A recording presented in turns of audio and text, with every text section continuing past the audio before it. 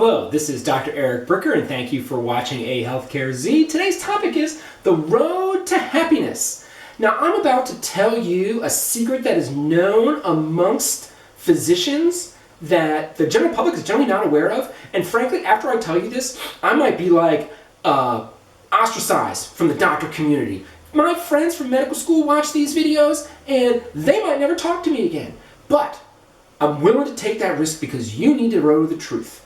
And that truth revolves around how doctor specialties have a competitive hierarchy. That's right. There is a pecking order among the different physician specialties. And I say the road to happiness because this is sort of a joke that is in medical school as being the specialties that will lead to the greatest happiness, with the road being radiology, ophthalmology, anesthesia, and dermatology. Now, why does that lead to happiness? It's because that these specialties receive the highest pay, the highest reimbursement for a comparatively good lifestyle. And by good lifestyle, I mean like you don't have to work a ton of hours, you don't have to work weekends, you don't have to work nights, you don't have to work holidays, you don't have to do a whole bunch of emergencies. And so here, to a certain extent, like the smartest, like most capable medical students, they went into these specialties. Okay, the next tier down are the surgical specialties and procedural subspecialties. By that I mean like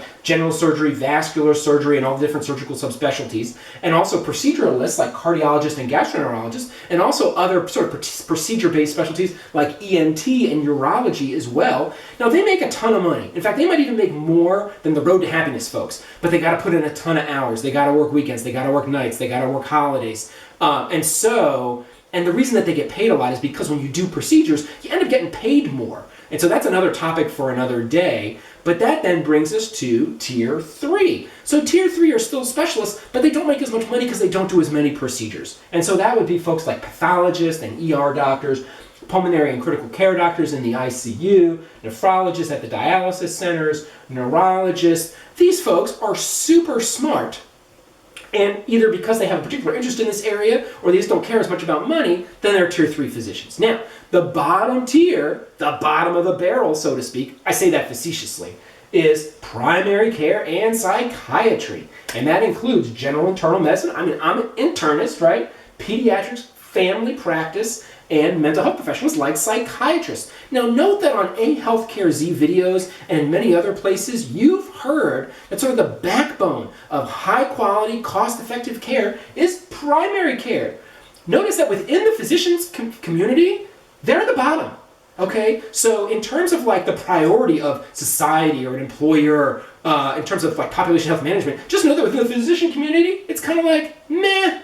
And really where the schism is between the primary care physicians and the top 3 tiers. And why is that? It's because competition among physicians is really based here. It's based in the intellectual capability, or the smartness, if you will, of each person. And guess what? A lot of these specialties, frankly, from an intellectual capability, they look down upon primary care physicians as their intellectual inferiors. They just don't know as much. Now, those primary care physicians, unfortunately, they have a fair amount of resentment because they don't make as much money, because they don't do procedures, they talk to people, and talking to people takes time. So you can't crank through 25, 30, 40, 50 patients a day when you actually have to take the time to talk to them, okay? And so that is like very well played out in the physician parking lot, where at the hospital that I used to work, the neurosurgeon drove a Bentley, one of the general surgeons drove a white convertible BMW, and then one of my fellow internists, she drove a Toyota minivan, and then another internist drove like a Mini Cooper.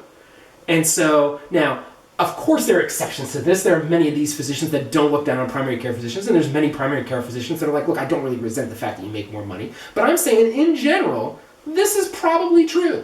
Now, why is this important? It's important because doctors are not a monolith. So oftentimes when we hear about changes that need to happen within the healthcare system, we kind of lump all doctors together. And that's just not the case. In terms of their priorities and their motivations and their interests, they're a highly diverse group. And that not only holds true for physicians, that also holds true for insurance brokers and benefits consultants, for insurance carrier reps, for pharmaceutical representatives, for hospital administrators. And so when we're looking to make change within the healthcare system, it's important for us to understand that all of these constituencies or groups are not monoliths, and to appreciate the diversity of opinions within each of those groups so that we can all work together with those folks that are motivated to improve healthcare.